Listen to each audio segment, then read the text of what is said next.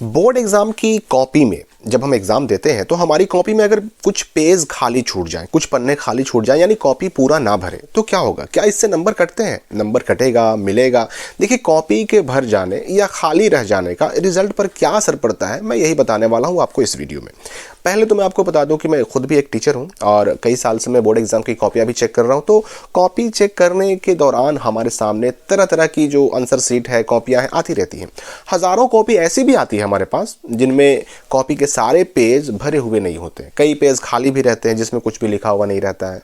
तो ऐसे स्टूडेंट जिनका पेज खाली रहता है उनके साथ क्या होता है? उनका नंबर कटता है या फिर जितना नंबर मिलना चाहिए उतना नंबर मिलता है? चलिए आपको बताते हैं, ताकि आप अपने बोर्ड एग्जाम में कॉपी लिखने के दौरान इन बातों का ध्यान रख सकें। देखिए, कॉपी में पेज खाली रहने के जो मामले होते हैं ना, वो दो तरह के होते हैं।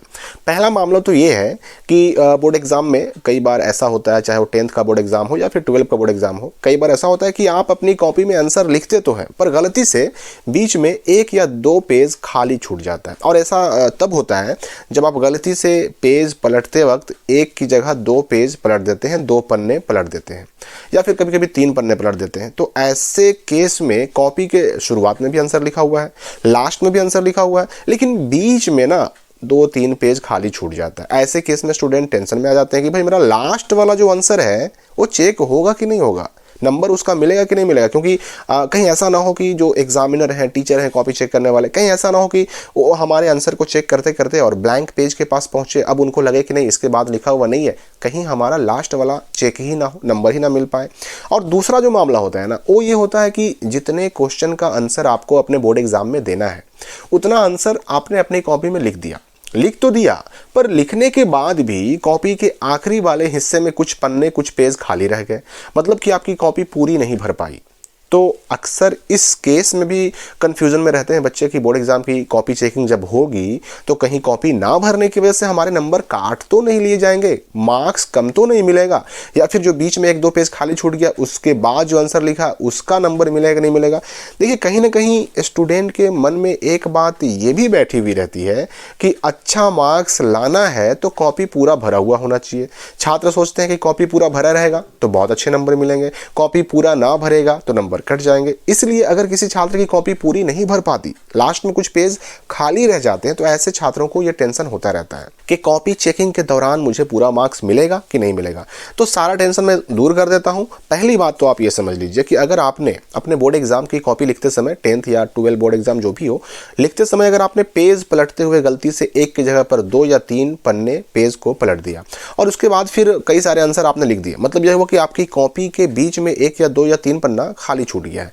तो मैं आपको बता दूं कि देखिए, बोर्ड एग्जाम कोई भी हो, किसी भी स्टेट का हो, बोर्ड एग्जाम की कॉपी चेकिंग का जब टाइम आता है ना, उसमें जो टीचर ड्यूटी में लगाए जाते हैं, एग्जामिनर ड्यूटी में लगाए जाते हैं, तो उनको यह क्लियर इंस्ट्रक्शन दे दिया जाता है, निर्देश, कि जब भी कोई टीचर किसी स्टूडेंट की कॉपी को चेक करें तो उस कॉपी का एक एक पन्ना पलटकर लास्ट तक जरूर देखें, चाहे वो पन्ना खाली ही क्यों ना हो, ब्लैंक पेज ही क्यों ना हो, शुरू से लेकर अंत तक हर एक पन्ने को पलटना जरूरी है, ताकि किसी भी छात्र की कॉपी में, आंसर सीट में कोई भी आंसर बिना चेक किया हुआ ना रह पाए।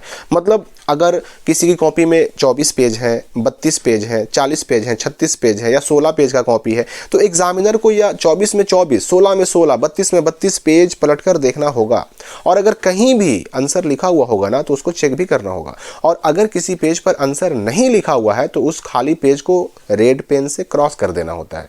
तो बीच में पेज खाली छूट जाने पर लास्ट वाले आंसर के चेक ना होने का सवाल ही नहीं उठता।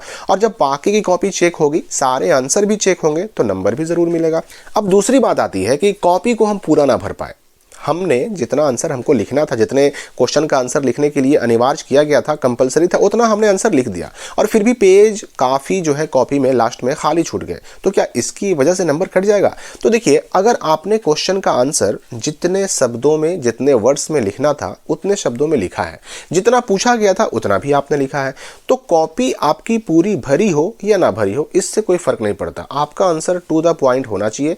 जितने शब्दों में मांगा गया और जितना पूछा गया, आपका आंसर अगर उस क्राइटेरिया को पूरा करता है तो आपकी कॉपी भरी हो या ना भरी हो, इससे कोई फर्क नहीं पड़ता। बस शर्त यह है कि आपका आंसर टू द पॉइंट होना चाहिए, सही होना चाहिए, शब्दों की सीमा भी उसमें पूरी की गई हो। बोर्ड एग्जाम की कॉपी पूरी भरी जाए ये जरूरी नहीं होता, क्योंकि आपका आंसर सही है, आपने बढ़ा चढ़ा कर नहीं लिखा तो कोई जरूरी नहीं होता कि आपकी कॉपी भरी जाए। मतलब बोर्ड एग्जाम की कॉपी चेकिंग में आपके उत्तरों की गुणवत्ता देखी जाती है, आंसर की क्वालिटी देखी जाती है, आपके लिखने की शैली, लिखने का तरीका देखा जाता है, आपकी हैंड राइटिंग देखी जाती है। ये नहीं देखा जाता कि आपने कॉपी को पूरा भरा है या नहीं भरा है। और वैसे भी देखिए, बोर्ड एग्जाम की कॉपी में किसी भी आंसर में जरूरत से ज्यादा लिखने पर कभी भी ज्यादा नंबर नहीं मिलता। जितना जरूरी है उतना ही लिखना बेहतर भी होता है और फायदेमंद भी होता है।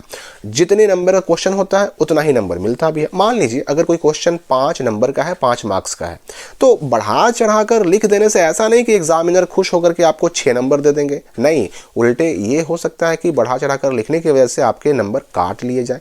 फायदा तो होगा नहीं, नुकसान होने का डर रहता है। तो अब एक लाइन में कहें तो अगर आपकी राइटिंग अच्छी नहीं है, आंसर सही नहीं है, लिखने का तरीका गलत है, आंसर टू द पॉइंट नहीं है, तो ऐसे केस में आपकी कॉपी पूरी की पूरी भरी हुई भी क्यों ना हो, आपको फुल मार्क्स नहीं मिलेगा। लेकिन अगर आपकी राइटिंग अच्छी है, आंसर भी सही है, लिखने का तरीका भी अच्छा है और आपने आंसर भी टू द पॉइंट लिखा है, शब्दों की सीमा का भी ध्यान रखा है, तो आपकी कॉपी पूरी भरी हो या ना हो, आपको फुल मार्क्स मिलेंगे। बिल्कुल टेंशन फ्री रहिए, कॉपी में पेज खाली छूट जाने से फर्क नहीं पड़ेगा।